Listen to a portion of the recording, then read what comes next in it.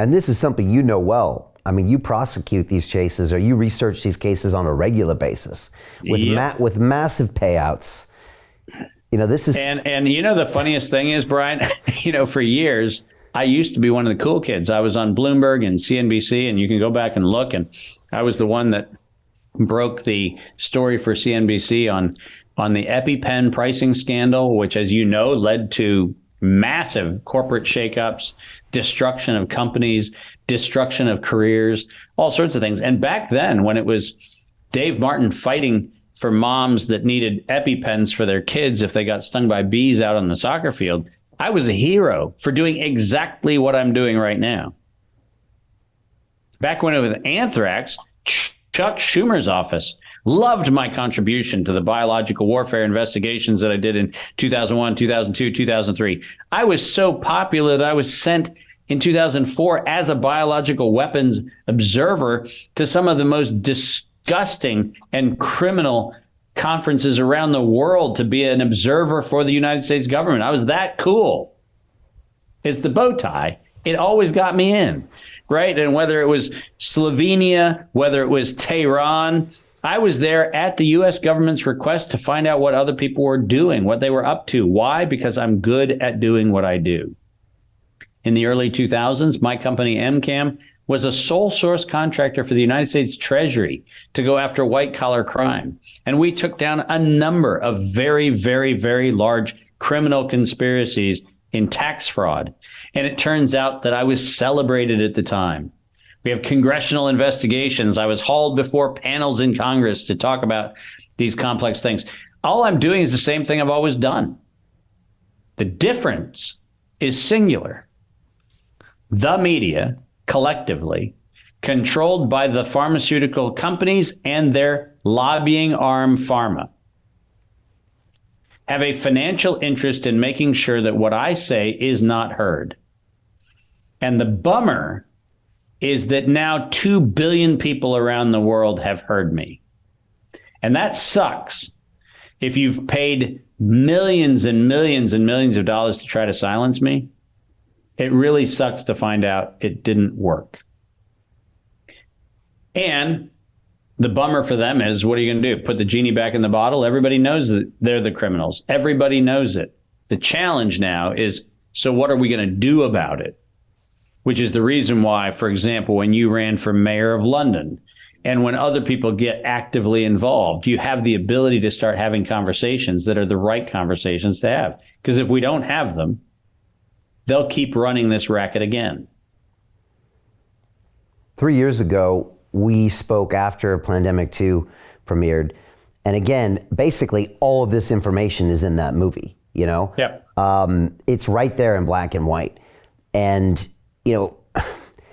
for me, it was so hard to watch the whole world take 2 or 3 years. And then, like you said, front page of the Wall Street Journal, and it comes out with this now confirmed evidence that this probably came from a lab in Wuhan. And I'm just like, where have you all been? And again, you spelled this out for a movie that was made in August for something that basically had happened 3 months earlier. And you had all the data about it. Yeah. And spelling it out, again, Mickey made that movie brilliantly because there was no opinion in there. There was actually very little emotion in there. It was just you giving them the facts, much like you just gave to us. You were less emotional back then, I would say, a little bit.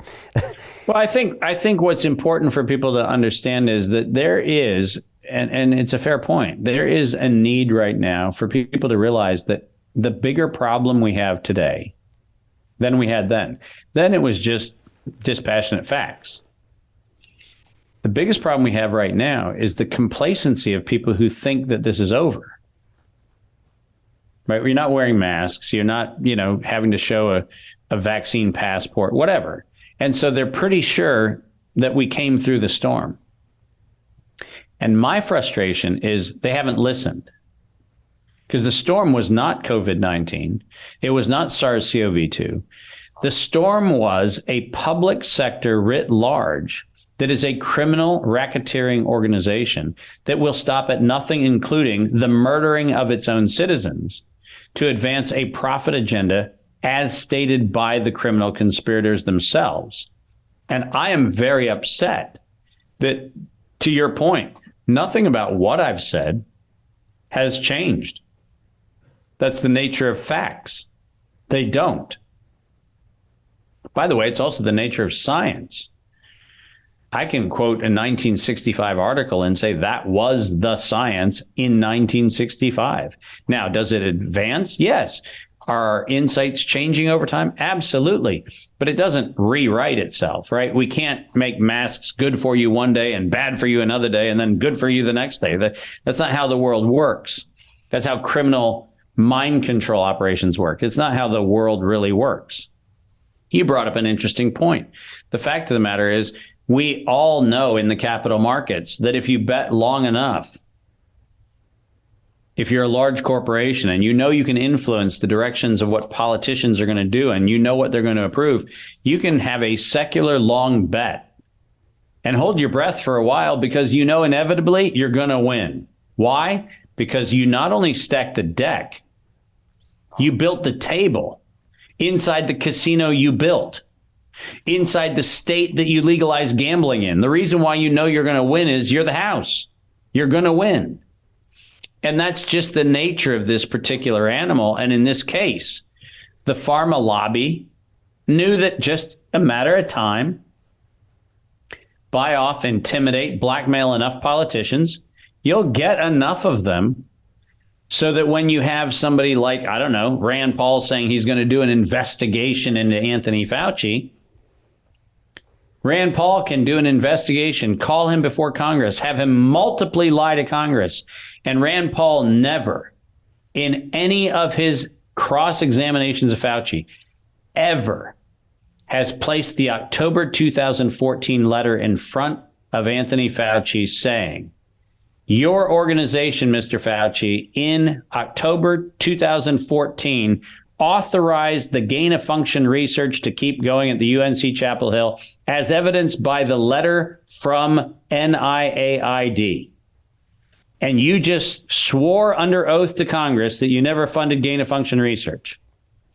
How on earth do you explain the letter from your organization that says Ralph Barrick's coronavirus research was subject to the gain-of-function moratorium?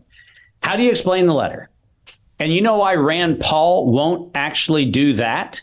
And why no prosecutor and why no elected official, including Ron Johnson, including all of the alleged investigators who are allegedly investigating coronavirus, the reason why they will not put the evidence in front of the camera so the public can see it is simple. Fundraising. That's it. Because if the American people saw the letter I'm referring to and listened to Anthony Fauci's testimony, we've never funded gain-of-function research, where it is quite literally his letter on his letterhead saying gain-of-function research on coronavirus, which gave rise to that convenient 2016, the Wuhan virus is ready to hit the public, we would have a different conversation, but we're not having it. Because the House wins. And that's fundraising for Rand's next campaign, which is paid for by the pharmaceutical industry. So this is a mock trial. Again, something you're very familiar with for the last 2 decades, where you would investigate things, they would put people on trial, and nothing ever happened. So it's a big show.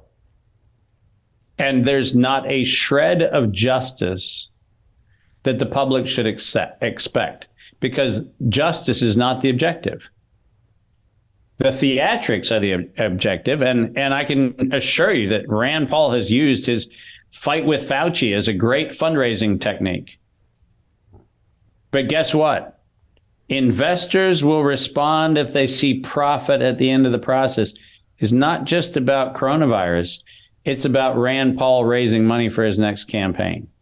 So Jim Rickards has just recorded a video that's not available to anyone in the public, and he's going to be talking about how this upcoming recession is going to be fast, it's going to be bloody, it's going to be nasty. But at the same time, he's going to show you how you can position yourself to profit from all of this chaos.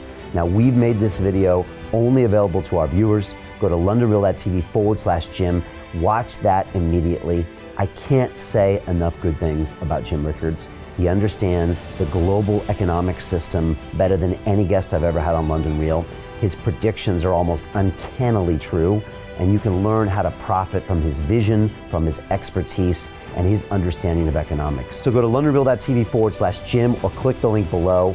It's an excellent, excellent look on what's going to happen in the future and how you can position yourself to profit from that. Jim is one of the best in the business, one of my favorite guests on London Real, and he's very, very good at predicting the future and showing us all to profit from it. So click the link, and I hope you enjoy.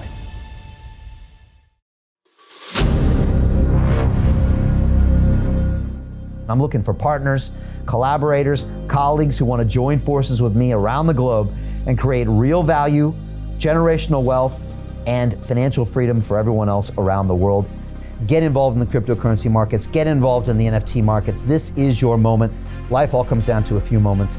Don't let this pass. Now it's not too late. Next year's going to be too late.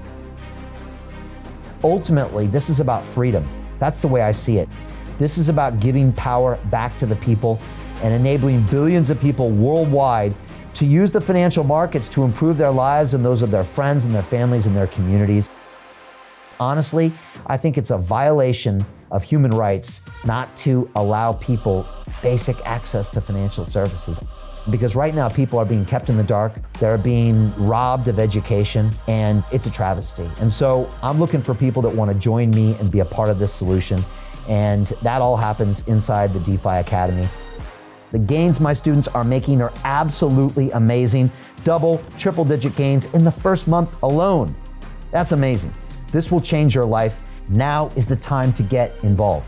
I'm gonna tell you exactly how my students in my academy made money in the last 30 days. I'm talking about real trading results. And let me just whet your appetite a little bit. Let me hit you with some numbers. I'm talking Brendan from New Zealand is up 68.77% on the month. Steve from Europe up 83%. Albert in Singapore up 169.9% on one single trade. I got Susan up 153% on her call options alone, also rocking 139% returns and 442% returns as well on individual trades. These are people that are changing their financial future in the last 30 days, but it's based on trading discipline. I've graduated over 500 students from inside my academy from over 54 countries around the world. It's amazing. When it comes to crypto, DeFi, and blockchain, we love this space. We truly believe it's the future. This is down to our core. It's authentic to what we're doing, and everybody can tell through the camera because you can't make this stuff up. If you're watching me now, wherever you are, I implore you, take 60 seconds right now and join my academy. Apply today. Now you've got a chance. Life all comes down to a few moments. What are you gonna do? What's the choice that you're going to make?